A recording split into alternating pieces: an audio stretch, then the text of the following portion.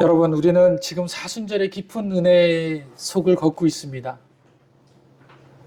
지난 시간들을 돌아보자면 참으로 놀랍고 은혜만이 우리 삶 가운데 있는 것을 깨닫게 됩니다. 몇 주간 우리는 말씀 속에서 몇 명의 주인공들을 만나왔죠. 첫 번째 시간에는 두려움에 떨던 인생이 다윗 왕의 부르심으로 말미암아 회복되고 또 그 인생이 역전되는 인생들을 우리가 보았습니다.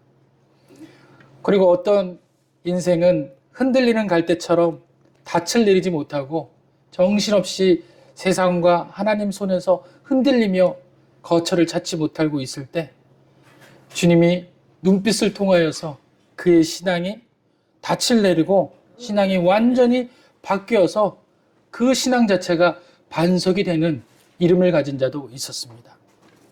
또한 어떤 이는 세상이라는 높은 나무 위에서 남들보다 앞서가기 위해 아둥바둥 살던 인생이 주님의 부르심 앞에 그 무거운 짐을 내려놓고 구원함을 목격하는 그런 인생도 있었습니다.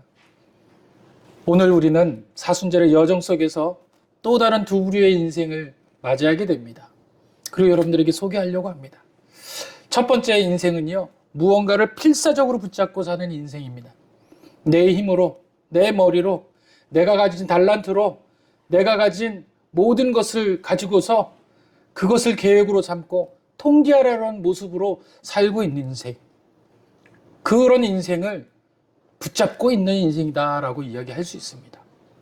그리고 두 번째 인생은요, 무언가에 붙잡혀 사는 인생입니다.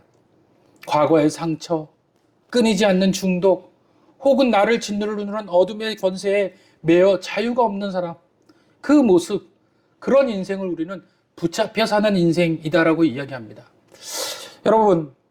여러분들 한번 이 두 인생을 살펴보시고 한번 생각해 보십시오. 우리는 결국 이 두 가지 모습 중에 하나로 살고 있지 않습니까? 붙잡고 살든지 붙잡혀 살든지 그 인생의 둘 중에 하나로 살고 있진 않냐라는 겁니다.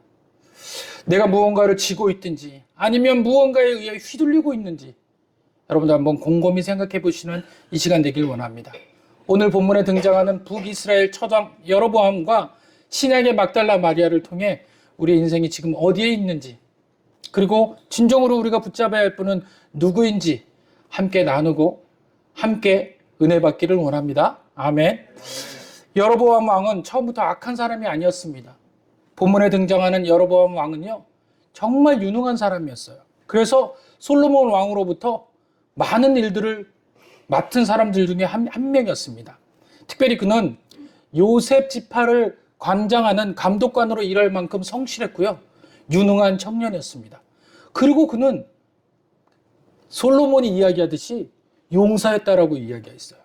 그래서 많은 용사이면서도 불구하고 많은 것을 가진 유능한 자였습니다. 그래서였을까요? 하나님께서는 그를 보시고 선지자 아히야를 통해서 10지파를 내게 주어서 왕으로 삼겠다라고 파격적인 약속을 하십니다. 한마디로 하나님께서 직접 밀어주는 인생이 되겠다라는 것이죠. 여러분들, 하나님께서 어느 날 여러분들 삶 가운데 나타나셔서 말씀하셔서 내가 네 인생에 관여하고 이제 네 인생을 책임져 주겠다, 내가 이제 직접 밀어주겠다, 여러분들은 어떠실 것 같으세요? 이 왕도 너무도 좋았어요. 그것이 인생에 너무도 큰 은혜였던 것이었죠. 그런데 이자가 북이스라엘의 왕이 된 지 얼마 지나지 않아서 인생에 균열이 생기기 시작을 합니다. 오늘 본문은 26절은 그를 이렇게 이야기합니다. 그의 마음에 스스로 이르기를. 그가 하나님의 약속을 받은 사람이었습니다. 10지파를 내게 주어 왕으로 삼겠다라고 이야기하셨고, 하나님께서 뭐라고 이야기하셨냐면, 너의 인생이 내가 바라는 길로 행하면 내가 너와 함께하겠다라고 약속하신 것입니다. 내가 너와 함께하는 그 인생 가운데 네가 참여하게 되면 내가 너를 왕으로 삼고 또 그 왕이 너로 그치지 아니하며 너의 자손까지도 이어질 거라는 축복을 주신 거예요. 그런데 그는 그 약속의 말씀을 붙잡지 않고 자기 인생에 자기의 생각대로 살기를 선택을 합니다. 이것이 비극의 시작이었습니다. 하나님의 약속을 붙잡는 대신 그는 자기 생각을 붙잡기 시작했다는 것입니다. 자기 안에 두려움을 먼저 붙잡았습니다. 그는 걱정했어요. 오늘 본문에 보니까 백성들이 제사를 드리러 예루살렘에 가면 그들의 마음이 변해서 나를 죽이고 다시 르호보암에게로 돌아가지 않을까라고 생각했다라고 이야기합니다. 여러분, 이것은 실제 일어난 일들이 아니었어요. 일어나기 전 일어날 수 없는 일이었습니다. 분명히 그에게 말씀하셨다라고 말씀을 드렸죠. 내가 내 길로 행하면 내가 너와 함께하겠다. 이것은 하나님께서 하신 약속입니다. 그런데 여로보암은 하나님의 약속보다 자기 머릿속 안에 있는 공포의 시나리오를 더 붙잡고 말았습니다. 오늘 우리도 마찬가지입니다. 하나님은 내가 너를 지키겠다. 내가 너와 함께하겠다. 말씀하시고 지금 여전히 우리와 동행하시는데도 임에도 정작 우리는 침대에 누워 일어나지도 않은 일들을 걱정하며 잠을 설치거나 또 그 걱정 때문에 우리의 인생을 송두리째 걱정 안으로 밀어넣는 경우도 많다라는 것입니다. 내 직장이 갑자기 없어지면 어떡하지? 내 사업이 무너지면 어떡할까? 내 자녀가 만약에 불의의 사고를 입게 되면 내 인생은 어떻게 되지? 내 자녀가 입시에 실패하면 우리 집안은 망하는 거 아닐까? 내가 노후에 병들면 누가 나를 돌봐주지? 심리학 연구에 따르면 우리가 하는 걱정의 90% 이상은 실제 일어나지 않거나 우리가 바꿀 수 없는 일들이라고 합니다. 또 일어나지 않는 사건을 말로 지속하게 생각할 때 그대로 되는 경우도 있다는 것입니다. 일어나지 않는 생각이 90%고 또 일어나지 않는 생각을 자꾸 말로 되뇌이거나 생각으로 되뇌일 때 일어나지 않는 일들이 진짜 현실로 일어나게 될 수도 있다는 것이에요. 무엇 때문에 그렇습니까? 우리는 말의 영향력과 말의 능력을 가지고 있는 사람이기 때문에 그렇습니다. 왜 그렇습니까? 하나님으로 창조되었기 때문에 그래요. 하나님께서 우리를 창조하실 때 말씀으로 우리를 창조하셨다라고 말씀하셨습니다. 그럼 우리들이 창조된 그 하나님의 영향이 우리 삶 가운데 있는 것이에요. 그래서 우리는 우리의 말대로 되는 경우들이 많다라는 겁니다. 일어나지 않는 일들을 자꾸 입에 오르게 되면 결국 일어나지 않는 일들이 일어나게 되는 겁니다.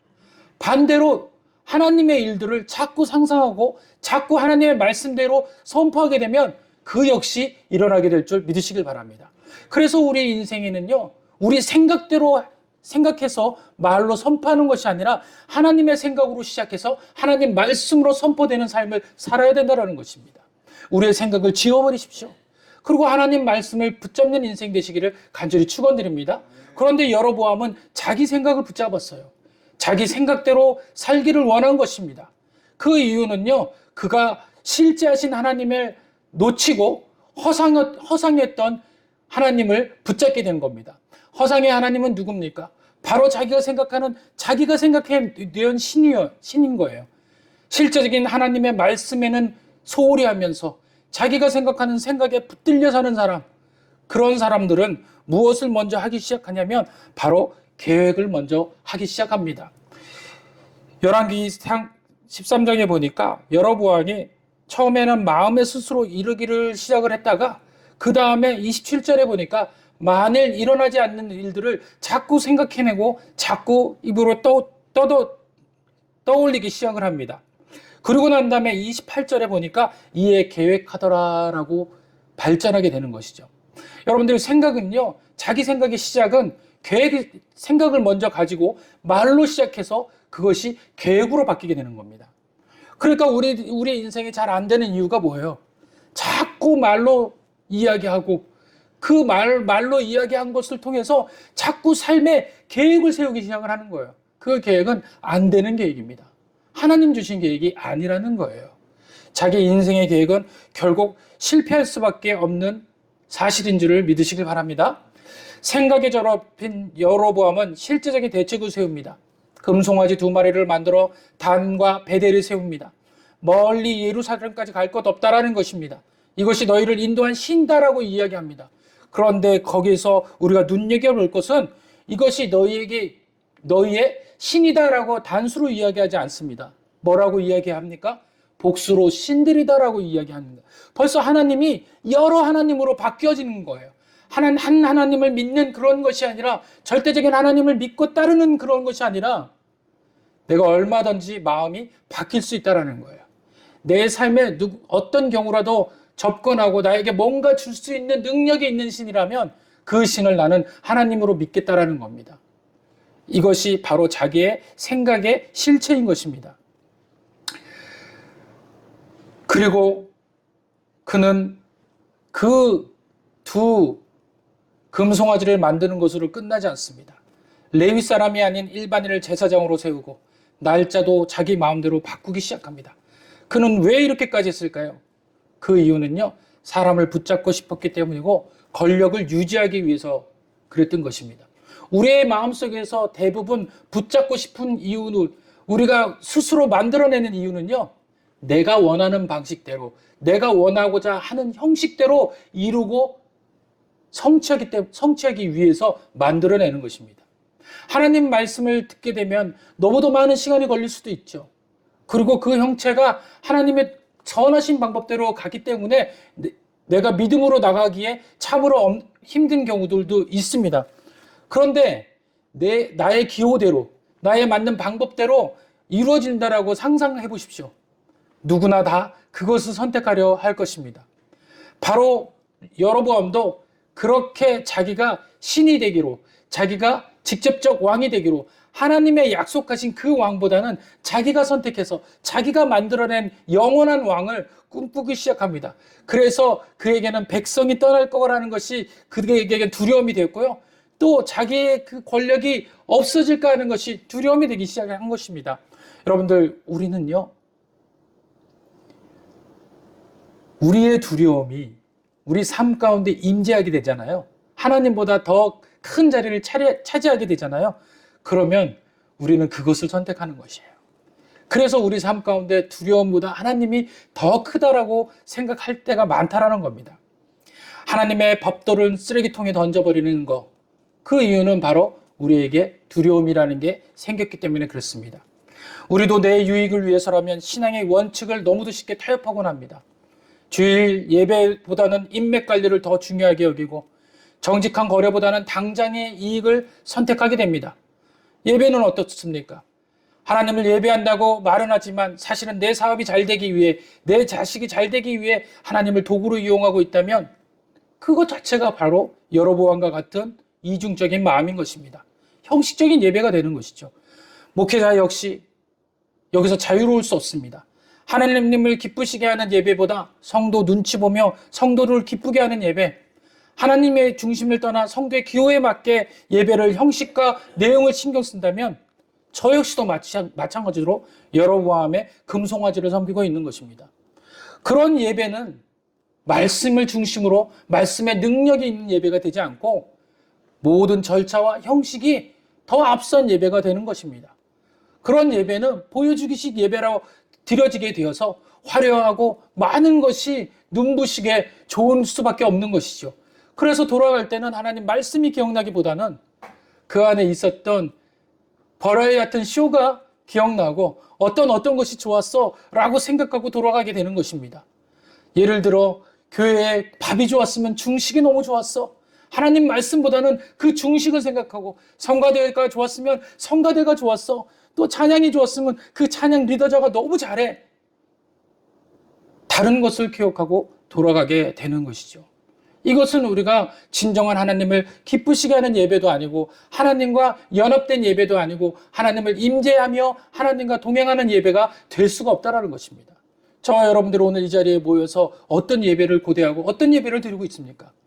하나님을 기뻐하시는 예배를 드리고 있습니까? 아니면 그저 그런 나의 인생의 문제만을 가지고 나온 예배를 드리고 있습니까? 그렇다면 벌써 우리는 가야 할 방향을 잃은 예배가 되고 있는 것입니다. 하나님 중심에서 떠나 성도의 기회에 맞게 드리는 예배, 여로보암의 예배인 것입니다. 하나님을 향한 예배가 아니라 사람을 붙잡기 위한 수단을 전략했습니다. 하나님을 떠난 인생은 하나님의 기쁨보다 사람의 이탈을 더 두려워하게 되는 것이죠. 하나님을 떠난 사람은 결국 예배를 바꾸게 됩니다. 하나님이 기뻐하실까? 이 질문이 사라지고 사람이 떠나지 않을까? 이 질문이 자리 잡게 되는 것이죠. 그러나 진짜 예배는 다릅니다. 사람을 붙잡는 예배가 아니라 하나님을 붙잡는 예배가 되는 것입니다. 여러보암은 이렇게 자기 생각, 계획, 자기 예배, 자기 뜻을 하나님 약속보다 먼저 했기에 결국 실패하고 모두 잃어버리게 됐습니다. 여기 계신 모두에게 묻습니다. 지금 무엇을 붙잡고 계십니까? 실패하고 원하는 일들을 붙잡고 있습니까? 아니면 하나님의 크신 은혜를 통해서 성공한 예배가 여러분들에게 먼저입니까? 또 한 사람을 소개할까 합니다. 그 한 사람은 신약 성경에 나오는 막달라 마리아입니다. 8장 2절에 이렇게 이야기합니다. 또한 악귀를 쫓아내심과 병 고침을 받은 어떤 여자들 곧 7 귀신이 나간 자 막달라인이라 하는 마리아와 라고 이야기합니다. 막달라 마리아는 7 귀신이 들린 여자였습니다. 어둠에 붙잡혀 사는 인생이었죠. 여러 번 하면 능동적으로 무엇인가를 붙잡으려는 인생이었다면 막달라 마리아는 수동적으로 무언가에 철저히 붙잡혀 사는 인생이었습니다. 성경은 그녀가 7 귀신이 들렸다라고 증언합니다. 누군가에게 7 귀신이 들렸다는 것은 그 인생이 완전히 파괴되었다는 뜻입니다. 마리아의 삶은 자신의 의지로 통제할 수 없는 삶이 되어버리고 말았습니다. 보통 귀신은 마음의 틈을 타고 들어옵니다. 그 틈은 대개 치유되지 않는 상처로 들어오게 되는 것이죠. 누군가에게 받은 배신, 지독한 가난, 씻을 수 없는 수치심, 이런 상처들이 깊어지면 사람은 그 어둠의 감정에 붙잡히게 되는 것입니다. 오늘날 우리 중에도 마리아처럼 무언가에 붙잡힌 사람들이 많습니다. 누군가 나에게 했던 독한 말 한마디에 10년째 마음이 묶여있는 분도 있습니다. 절대로 용서할 수 없어. 내가 그를 절대 용서할 수 없을 거야. 그리고 10년째 그 마음에 독한 말만 붙잡고 여전히 살고 있는 겁니다. 과거에 저질렀던 실수가 실패의 기억이 붙잡혀 나는 다시 일어날 수 없어 라고 자책하며 무덤 속에 사시는 분이 있습니다. 도저히 무엇인가를 해도 손에 잡히지 않는 겁니다. 나는 무엇인가 해도 안 될 사람이야. 낙인 찍혀버리고 스스로 그것을 포기하고 마는 것이죠. 혹은 분노가 그런 사람들이 있고 혹은 음란함이 자기 인생의 전부인 사람도 있고 또 어떤 사람은요 쇼핑에 중독된 사람도 있습니다. 또 어떤 사람은요 도박 같은 큰 것에 중독되어서 이러지도 못하고 저러지도 못하는 인생이 되어버리는 경우도 있습니다. 그런 인생은 대표적으로 이런 결단을 하고 이런 생각을 합니다. 이러면 안 돼. 절대 이러면 안 돼. 라는 생각은 들어요. 그러나 질질 끌려가서 나도 모르게 그곳에 발을 들여놓고 그곳에 손을 대고 있는지도 모릅니다. 이것이 바로 현대판 7 귀신입니다. 여러분들 삶 가운데서 여러분들의 우울함과 또 여러분들이 가지고 있는 생각들을 한번 살펴보세요. 내가 끊어내지 못하고 여전히 그것에 붙들려서 흔들리고 내 마음대로 할 수 없는 그런 상태가 되었다면 현대판 7 귀신에 내가 물들어 있는 것입니다. 내 힘으로는 도저히 끊어낼 수 없는 결박인 것입니다. 이런 마리아를 주님이 찾아가셨어요. 주님은 그녀를 묶고 있던 7 귀신을 단번에 쫓아내십니다. 중요한 것은 그 이유입니다. 마리아는 주님께 치유받은 이후에 예수 그리스도의 은혜에 붙잡힌 사람이 되었습니다. 할렐루야. 오늘 저와 여러분들도 예수의 은혜에 붙잡힌 사람 되기를 간절히 원합니다. 절망의 무덤까지 서 있던 여인이 이제 부활의 소식을 전하는 가장 찬란한 증인이 자리로 옮겨지게 되었다는 것입니다. 나를 묶고 있는 것에서 풀려나는 유일한 방법은 딱 한 가지밖에 없습니다. 나를 묶고 있는 그 세력보다 더 큰 힘을 가진 분에게 붙잡혀야 되는 것입니다. 할렐루야. 우리를 붙잡고 있는 것이 사탄이고 어둠이라면 그보다 더 크신 분이 우리를 붙잡고 있을 때 그 어둠에서 풀려나게 되는 것입니다. 할렐루야. 내 결심으로 중독을 끊고 내 의지로 상처를 잊으려 하지 마십시오. 그것은 절대로 될 수도 없습니다. 그것은 불가능하다는 것입니다. 오직 예수 그리스도의 보혈의 능력이 나를 붙잡을 때 우리는 비로소 어둠에서 빛으로 나올 수 있게 될 줄 믿습니다. 성도 여러분, 오늘 우리는 두 인생을 보았어요. 자기 인생을 꽉 붙잡고 살다가 망한 여로보암, 그리고 어둠에 붙잡혀 살다가 예수님께 붙잡혀 살아난 마리아. 하나님이 우리에게 원하시는 모습은 어떤 것이겠습니까? 그것은 바로 주님께 붙잡힌 인생일 줄 믿으시길 바랍니다. 예수님께 붙잡힌 인생이 되길 원합니다. 여로보암처럼 내 경험, 내 판단, 내 자존심을 꽉 쥐고 있으면 하나님이 일하실 공간이 전혀 없습니다. 특히 우리가 중요한 결정을 내릴 때 내 머릿속에 계산기만 두드리지 마십시오. 하나님의 은혜를 통해서 지혜로 바뀌어야 되는 신앙이 되어야 합니다. 하나님이 내 계산보다 앞서 계시고 모든 주권이 하나님께 있음을 인정할 때 비로소 우리의 인생이 열리게 되고 시작하게 될 줄 믿습니다. 여전히 내 생각이 먼저고 내 생각에 묶여있고 모든 주도권이 나에게 있다면 하나님은 결코 그곳에 주인 될 수가 없는 것입니다. 그래서 예수님이 이 땅 가운데 오신 것은 두 가지 의미가 있습니다. 첫째는 구원하기 위한 의미가 있으세요. 주님 우리를 구원하셨습니다. 무엇으로부터 우리를 자유케 하셨죠? 죄와 사망으로부터 우리를 건져내신 겁니다. 이것이 바로 구원자 되신 거예요. 그리고 많은 사람들은요, 이 구원자 되신 것에 동의하고 또 그걸 믿습니다. 많은 성도들의 예배 가운데 참여하는 이유가 바로 이것 때문에 그래요. 주님이 나를 죄에서 구원하셨습니다. 제가 믿습니다. 모든 사람은 그것을 구원이라고 확신하고 또 그렇게 믿어요. 그것은 모두가 동의하는 일이죠. 여러분 모두가 그렇게 해서 이 자리에 채우게 된 겁니다. 그런데 그 두 번째가 문제예요. 주님은 구원자로서도 오셨지만 또 한 가지는 뭐냐면 내 인생의 주인으로 오셨다라는 겁니다. 할렐루야.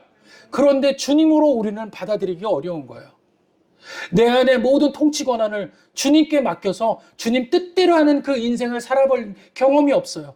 모든 것에 내가 계획하고 모든 일을 내가 해왔기 때문에 주님이 하시는 일에도 숟가락을 얹고 싶은 거예요. 그래서 성도들은요, 제일 먼저 하는 것이 뭐냐면 하나님 말씀대로 순종하기보다 교회에 어떤 일을 내가 먼저 해야 될지를 찾고 있어요. 청소를 내가 하면 어떨까요? 음식을 내가 하면 어떨까요? 봉사하면 어떨까요? 그 봉사의 기준을 맞추는 겁니다. 뭔가 하나님의 은혜 가운데서 하나님의 크신 은혜를 통해서 회복되는 것만 느껴도 큰 은혜인데 그걸로만 안 되겠다라는 거예요. 하나님을 내가 사랑하는 마음을 뭔가 내 모습으로 드려야겠다는 거예요. 그렇게 해서 하는 것이 뭡니까? 봉사예요, 봉사. 하나님을 사랑하지 않는 예배, 하나님을 기뻐하지 않는 예배자, 내 안에 하나님의 기쁨이 없는 그 예배자가 봉사를 선택하는 것이 가장 무서운 일인 것입니다. 내 안에 먼저 하나님을 살펴보고 하나님 통치권 안에 그 모든 것을 내어드리고 하나님 말씀대로 살겠다라고 확증 짓는 그 영혼이 그 다음에 하나님께서 주시는 일들이 있는데 그것을 성경에서는 사명이다라고 얘기하는 거예요. 그랬을 때 하나님께서 하나님의 합한 마음에 있는 그들에게 하나님의 소리를 들려주게 되는 거예요. 하나님의 소리를 듣는 자가 이제 일을 선택하고 하나님의 뜻대로 그 일을 하게 되는 것입니다. 그럴 때 그 일은 하나님이 기뻐하시는 일이 되어지는 거예요. 그리고 또 그 일을 할 때 전혀 세상적인 일을 선택하는 것과 전혀 다른 방법을 선택하게 됩니다. 어떤 거예요? 내 안의 기쁨이 샘솟게 돼요. 내 안의 기쁨이 먼저 일어나게 된다는 것입니다. 그렇기 때문에 여러분들 이제 우리가 두 가지 일을 해야 될 때가 있습니다. 첫째는 뭡니까? 구원자로 예수 그리스도를 인정하는 믿음이 필요하고요. 둘째는요, 내 안에 주님으로 모셔야 된다는 거예요. 주님 일하십시오. 이제 제가 할 수 있는 일이 여기까지입니다. 포기하시고 내려놓기를 간절히 원합니다. 그것이 바로 어둠의 결박을 끊어낼 수 있는 유일한 방법입니다. 주님, 저 이 상처 때문에 너무 힘듭니다. 이 미움 때문에 죽겠습니다. 저를 이 어둠에서 끌어내 주십시오. 그리고 우리는 하나님께 이렇게 기도해야 합니다. 부르짖어야 합니다. 주님은 마리아를 찾아내신 것처럼 오늘 여러분을 찾아오셔서 그 결박을 끊어내 주실 줄 믿습니다. 우리가 하나님을 붙잡으려는 애쓰는 것도 귀한 믿음입니다. 그러나 더 큰 은혜는 하나님이 나를 붙잡고 계신다는 사실을 깨닫는 것입니다. 오늘 이 시간 하나님이 우리를 붙잡고 계십니다. 내가 주님의 손을 놓쳐도 주님은 결코 나를 놓치지 않는다는 것을 깨달아야 되는 거예요. 내 상황이 안 좋다고 해서, 내 상황이 너무도 힘겹다고 해서 주님 나 포기하셨구나. 그렇지, 어떻게 주님이 나를 기억하겠어? 세상에 얼마나 많은 사람들이 있는데 나 같은 작은 존재를 기억하겠어? 아니라는 거예요. 주님은 분명히 우리에게 말씀하셨습니다. 눈동자처럼 지키시겠다고 말씀하셨고요. 어린 양을 찾아 나서겠다라고 말씀하셨습니다. 그 어린 양이 바로 나라는 거예요. 나라는 거. 잊지 않으시길 바랍니다. 그래서 주님을 붙잡는 것을 기억하고 또 주님을 붙잡게 되면은 우리는 삶이 바뀌게 됩니다. 여러분들 다 같이 저를 따라하십시오. 주님, 저는 제 생각을 붙잡지 않겠습니다. 상처에 붙잡혀 살지도 않겠습니다. 오직 주님의 그 강한 손에 나를 맡깁니다. 저를 붙잡아 주시옵소서. 아멘. 주님께 붙잡는 인생은 결코 망하지 않습니다. 주님께 붙잡힌 인생은 반드시 부활의 아침을 맞이하게 됩니다. 그 은혜가 이번 한 주간 여러분의 삶 속에 충만하시길 간절히 바랍니다. 다 같이 이 시간 우리가 기도할 때 여러분들 사순절 네 번째 이 시간 우리가 어떤 인생인지를 먼저 기억하고 붙잡힌 인생인지 붙잡고 사는 인생인지 또 주님에게 붙잡힌 인생이 될지 또 되어야 된다라는 그 결단 앞에 잠시 다 같이 기도하면서 묵상할 때 제가 기도하고 축도하고 마치도록 하겠습니다. 다 같이 기도하겠습니다.